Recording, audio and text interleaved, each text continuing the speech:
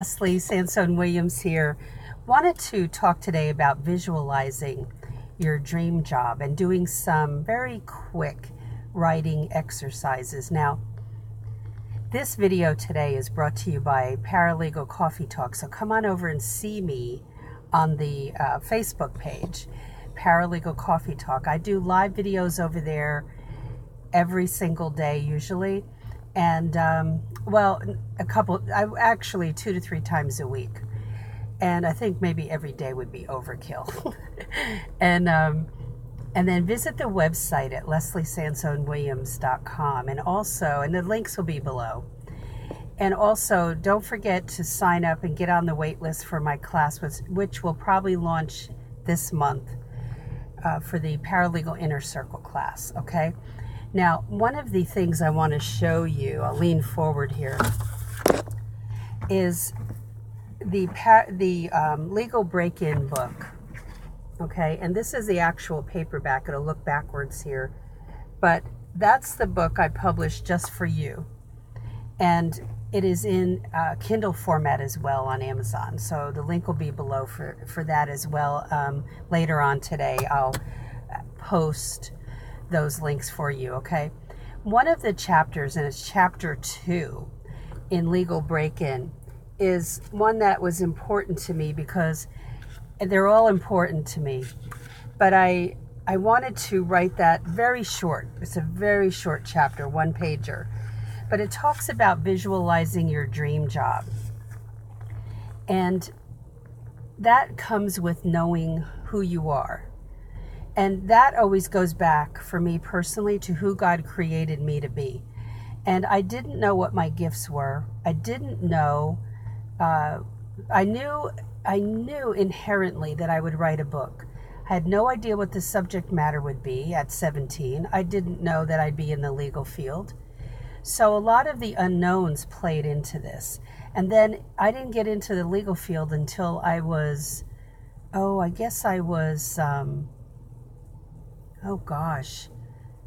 trying to think back now. I was in my 30s. I worked for my church as a bookkeeper and person who reconciled the checkbook. I'm really not a bookkeeper by nature. I'm really not. But it was a job that opened up, and so I could stay home if my kids got sick, that type of thing. And I had a kindergartner at that time. So I was just barely into my 30s when I worked for the church, and I stayed there for about 3 years and then opened up a garden center. Did that for 4 years, 4 to 5, 4.5. And then I went into the legal field after that. Worked in fast food a little bit, saw that was not for me. And that's nothing wrong with that. That's just part of the journey. So how did I discover that fast food was not for me? By going into it. You might know these things, that yes, I know that working fill in the blank would not be for me. But I was going into management, and I was coming out of management of my own business. So I wasn't sure if that would be a fit for me. And the only way I could find out was by going into it. So I suggest that you do these things. Do you need to go into debt to get into the paralegal field? Absolutely not. You will be told that the only way you can get in is by going to school.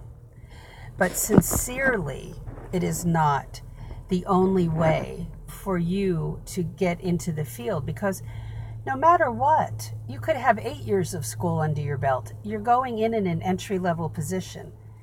So that is something you need to understand. You will go in as an entry-level legal secretary, receptionist, legal assistant, entry-level paralegal, and there are certain things that are required before you can even call yourself a paralegal. So I want you to understand that you can dip your toe into that water. You can go in a different position. Someone just landed a job that I posted about it was last week. Started last Monday as a law office clerk. And I don't mean a clerk that would work for a judge. I mean in an administrative position, which paralegal job is. but in a different position within the law firm, because this wonderful person will be learning so much from the other legal assistant and paralegal in that firm. And that's a beautiful way to learn, okay, from the other people in the firm. And they will save you from making mistakes. They will overlook your work. And while that may seem daunting at first, it's really a lifesaver. I had that in the first job that I worked in. I was a legal receptionist / legal secretary, and they look over everything. So it's very rare that you're going to make a catastrophic mistake that you can't recover from. And the thing is, what I'd like you to do is, that's one way to find out whether you're a fit for this, whether it's really something you like and you end up loving. So God has given you incredible gifts. And understanding that you've been giving these unique, special gifts is important as you go into this field. Are you a detective by nature? Do you like organizing? Now, I'm not an organizer at the house, but I am a true big organizer at work. What do you use to organize yourself? Have you worked in an office? That's very helpful if you want to get in this field. It makes the pathway a little bit easier to get in if you are currently working in an office. So write down what you think some of your gifts are, okay? Write down some of the things you just don't ever see yourself doing. And then you have to research on Google into different areas of law. What does a paralegal do? Watch some of my videos on YouTube, on this channel, and look at the personal injury paralegal, a video that I put up, real estate paralegal that I put up here just for you. There are over 100 plus videos on this channel just for you to help you make those decisions. Because when you hear what some of the duties are, do you feel like you're chafing about it, or it's a negative feeling about it? What's your God-given intuition telling you?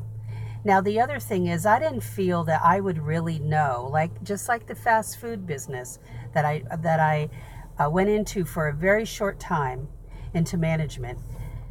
I knew that the lifestyle, the working those late hours, I could not do it as a manager of that type of business. But the 9 to 5 or 8:30 to 5 or 5:30, I could handle with 2 teenage daughters still at home. And I was doing litigation work right off the bat, working trials, in fact, which is invaluable.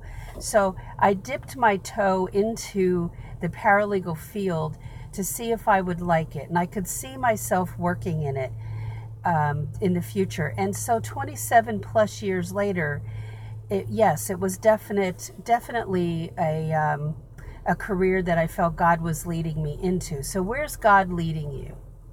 Sometimes you have to step into the water before you know what the truth of the matter is, and He'll show you, or He'll close the doors and you won't be able to get in. He'll absolutely close the doors. So you seek Him first. Seek Him first. Seek His will. To ask Him, what is it that you want me to do, Lord? Trust in what the path is that He has in mind for you. He'll let us go our own way. And then there might be suffering and negativity because we're not following what He has laid out. Because don't forget who knows us best. Him. He knows us. He knows what our gifts are. He's given them to us, right? So it's okay not to be sure as you go into a field, but you'll be shown what the truth is and where you should be and what is it you should be doing. Don't discount certain things because you're fearful.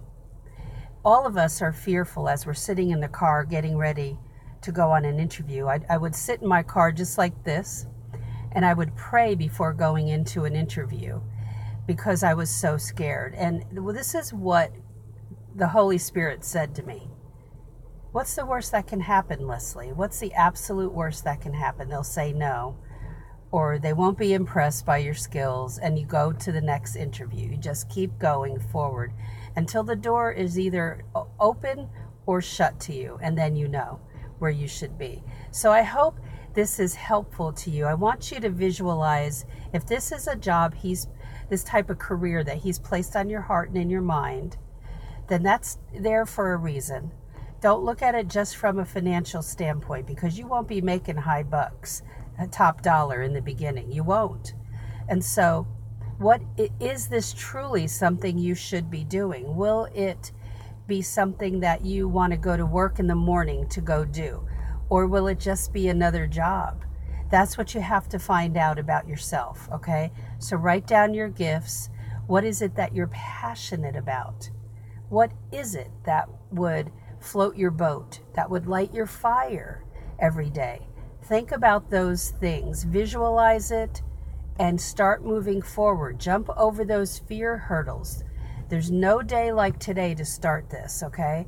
And don't think that you must go into debt and you must do 2 to 4 years of school before anybody will talk to you, before anybody will seriously consider you. Not so.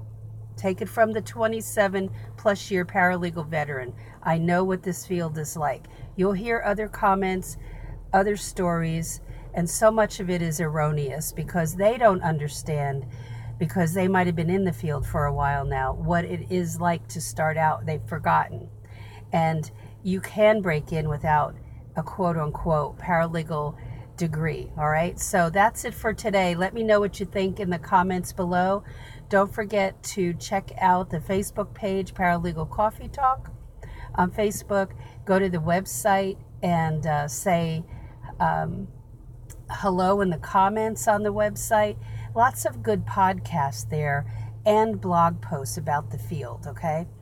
And what else can I tell you? Oh, the Paralegal Inner Circle class is going to be launched in December, so I'll give you a heads up as to when that will be launched again. So have a great day, and I'll talk to you in the next video. Take care.